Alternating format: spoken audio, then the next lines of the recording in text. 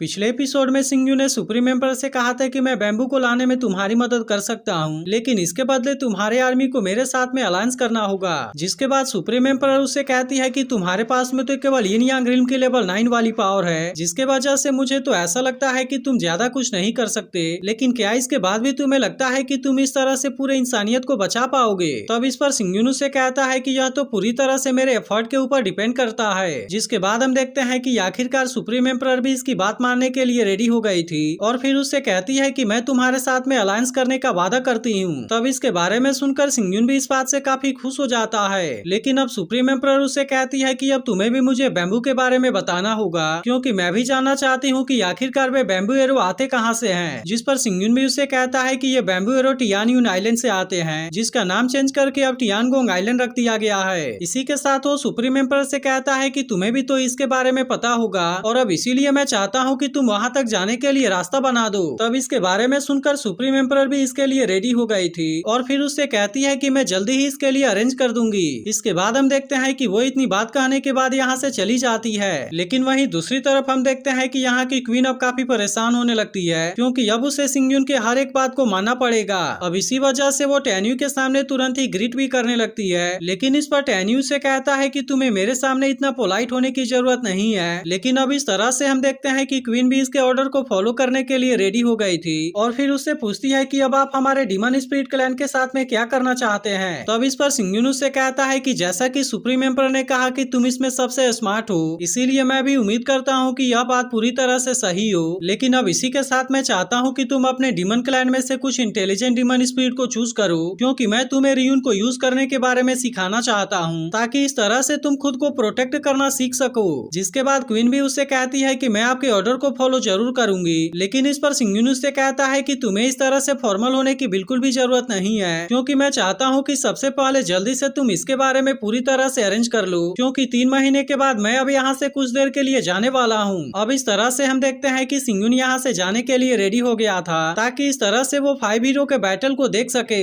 इसके बाद अगले सीन में हम देखते हैं कि वो इंसानी दुनिया में आ गया था, जहाँ पर वो सबसे पहले चुनफेंग से मिलने के लिए जाता है। लेकिन हम देखते हैं कि चुनफेंग तो यहाँ पर बहुत ही आराम से सो रहा था और उसके नाक के अंदर से गुब्बारा भी बाहर आ रहा होता है। लेकिन तभी अचानक से उसकी आंख खुलती है और वो इस वक्त सिंगयू को यहाँ पर देख पूरी तरह से हैरान हो जाता है। इसके बाद सिंगयू से बताता है कि मैंने लाखों गोल्डन विन को अपने बॉडी के अंदर एब्जॉर्ब कर लिया है, जिसके बारे में सुनकर चुनफेंग भी पूरी तरह से हैरान हो जाता है और फिर उससे कहता है क्या तुम्हें पता भी है कि अब तुम इसके वजह से कितने बड़े खतरे में हो, क्योंकि अगर तुमने इसके ऊपर अच्छे से ध्यान नहीं दिया तो तुम्हारे बॉडी के अंदर के विंड एलिमेंट तुम्हारे बॉडी को चिथड़े करने के लिए काफी है। जिसके बाद हम देखते हैं कि इसके बारे में जानकर सिंगयू भी थोड़ा सा परेशान हो गया था और फिर उससे कहता है कि मैं भी अपने चेस्ट के अंदर कुछ समय से पेन को फील कर रहा हूँ, लेकिन असल में मुझे ऐसा लग रहा था कि यह केवल विंड हार्ट को कल्टीवेट करने के वजह से हुआ है, इसीलिए मैं इसके ऊपर इतना ज्यादा ध्यान नहीं दे रहा था। लेकिन अब इसके बारे में जानकर चुनफेंग को भी सिंगयू के बारे में चिंता होने लगती है और फिर उससे कहता है कि अब तो तुम्हारे पास में सबसे खतरनाक विंड हार्ट है, इसीलिए अगर तुमने इसे गलती से भी ट्रिगर कर दिया तो फिर इसके अंदर से डेथ विंड रिलीज होगी, जो कि एक पल में तुम्हारे बॉडी के टुकड़े टुकड़े कर देगी। तब इसके बारे में सुनकर सिंगयू कहता है कि मेरी किस्मत तो काफी अच्छी है, क्योंकि मैंने कभी भी विंड हार्ट को ट्रिगर करने का ट्राई नहीं किया। अब इसके वजह से हम देखते हैं कि सिंगयू भी इसके बारे में सोचकर काफी परेशान हो गया था और फिर वो चुनफेंग से पूछता है कि अब मुझे इसके बारे में क्या करना चाहिए। तब इस पर चुनफेंग उससे कहता है कि इस प्रॉब्लम को सॉल्व करने के लिए अब तुम्हारे पास में केवल एक ही तरीका है और इसके लिए तुम्हें विंड को समझना पड़ेगा। फिर वो आगे उससे कहता है कि अब तुम्हें इनर स्वॉर्ड ड्रिल में ब्रेक थ्रू करना होगा, लेकिन इसी के साथ वो उससे कहता है कि तब तक तुम्हें फास्ट विंड स्वॉर्ड पाथ को यूज नहीं करना है। तब इसके बारे में सुनकर सिंगयू भी इसके लिए मान गया था और फिर उससे कहता है कि जब मैं अपने काम को पूरी तरह से कंप्लीट कर लूंगा तो फिर उसके बाद मैं इनर स्वॉर्ड ड्रिल को कल्टीवेट करना स्टार्ट करूंगा। इसके बाद अगले सीन में हम देखते हैं कि वो नेनमिंग एकेडमी के पास में आया था, लेकिन तभी इसी वक्त डोंगफेंग और नानगोंग भी यहाँ पर आ जाते हैं। फिर नानगोंग उससे कहता है कि अब तो तुम भी यहाँ पर आ गए और इसीलिए मैं तुम्हें बता देना चाहता हूँ कि सीमेन और सीमा पूरी तरह से रेडी हो गए हैं। इसी के साथ वो इससे कहता है कि अब तुम्हें लियू सियान को छोड़ देना चाहिए, क्योंकि उनके पावर और एबिलिटी के सामने तुम कुछ भी नहीं कर पाओगे। लेकिन इसके बाद भी हम देखते हैं कि सिंगयू को इसके बारे में कोई भी चिंता नहीं होती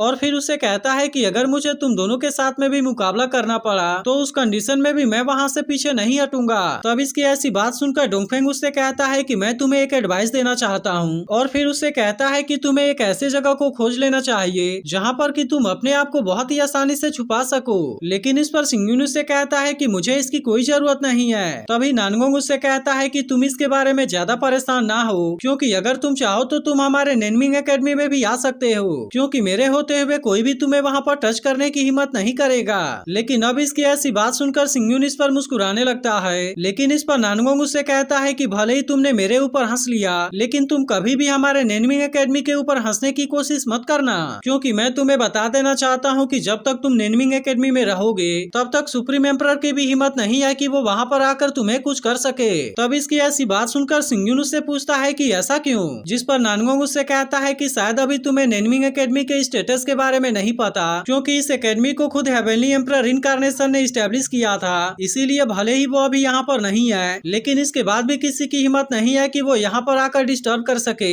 इसके अलावा मैं तुम्हें बता देना चाहता हूँ कि सुप्रीम एम्परर की तो बात ही अलग है, और अब तो इस समय एम्परर यानी हेवनली एम्परर इनकार्नेशन है। इसके बाद वो उससे पूछता है तुम्हें क्या लगता है कि वे दोनों बराबर हैं? लेकिन इस पर सिंगयुन उससे पूछता है कि क्या हेवनली एम्परर इनकार्नेशन इतना ज्यादा पावरफुल है? तब इस पर नानगोंग उससे कहता है कि अभी तो तुम्हारे पास में सुप्रीम एम्परर को भी मारने की पावर नहीं है, जबकि एम्परर यानी तो एक ऐसा सुप्रीम एम्परर है जो कि हेवनली एम्परर से भी आगे जा चुका है। लेकिन तभी इस पर डोंगफेंग उससे कहता है कि तुम इसके बातों के ऊपर ज्यादा ध्यान मत दो, और फिर वो इसे बताता है कि हेवनली एम्परर सभी सुप्रीम एम्परर में सबसे ज्यादा खतरनाक होता है। तब इस पर सिंगयुन उससे कहता है कि सुप्रीम एम्परर भी तो इतने ज्यादा पावरफुल होते हैं, लेकिन आखिरकार किस वजह से हेवनली एम्परर भी उनसे ज्यादा पावरफुल है? जिस पर डोंगफेंग इससे कहता है कि यह तो बहुत ही सिंपल है, और इसे बताते हुए कहता है जैसे कि गुमैन के पास में निर्वाणा रिल्म की लेवल 9 वाली कल्टीवेशन बेस है, लेकिन इसके बाद भी उसका कॉम्बैट पावर मार्शल एम्परर के लेवल से ज्यादा है, जिसके वजह से निर्वाणा रिल्म वाले किसी को भी मार पाना उसके लिए बहुत ही आसान है। यह सुनकर सिंगयुन उससे पूछता है कि सुप्रीम एम्परर के लेवल से ऊपर क्या है? जिसके बाद डोंगफेंग इससे कहता है कि असल में कोई भी इसके बारे में नहीं जानता, क्योंकि खुद एम्परर यानी भी सुप्रीम एम्परर के रिल्म से आगे नहीं जा सका। जिसके बारे में सुनकर सिंगयुन सोचता है एम्परर यानी का रिइंकार्नेशन स्टोन अभी भी मेरे पास में है, और मैं तो असल में उसका 9th रिइंकार्नेशन हूँ। इसीलिए अगर वो किसी भी तरह से सक्सेसफुल हो गया